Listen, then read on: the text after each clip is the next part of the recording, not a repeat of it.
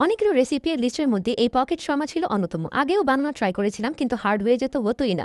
Finally ইনস্টাগ্রামের viral Arabian pocket Sharma video দেখে আর এই স্পেশাল ময়দা আর স্যামোনিন দিয়ে বানিয়ে ফেললাম একদম সফট পকেট শর্মা।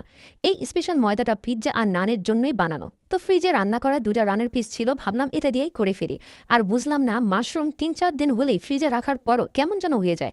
ওইটাও দিয়ে দিলাম। তারপর আস্তে আস্তে পেঁয়াজ কুচি, কাঁচামরিচ কুচি, পিমো আর ক্যাপসিকাম কুচি দিয়ে দিলাম। তারপর ক্রিম আর এমেন্টাল চিজ দিয়ে দিলাম। বাস, শর্মার চিকেন রেডি। আর শর্মাগুলো ছোট ছোট মোটা মোটা করে বেলে বিছিয়ে রেস্টে রেখে দিলাম 1 ঘন্টার মতো।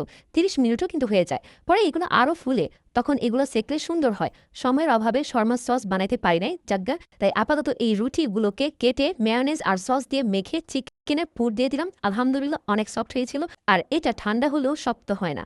আবার তাওয়া হালকা গরম করে সেকে নিলেই হয়ে যাবে। আমি আমারটার মধ্যে ইচ্ছা মতো কাঁচামরিচ আর শসা দিয়েছিলাম, কিন্তু আমার ছেলেটাতে আমি এত কাঁচামরিচ দিইনি। তারপরে আলহামদুলিল্লাহ অনেক মজা হয়েছিল খেতে।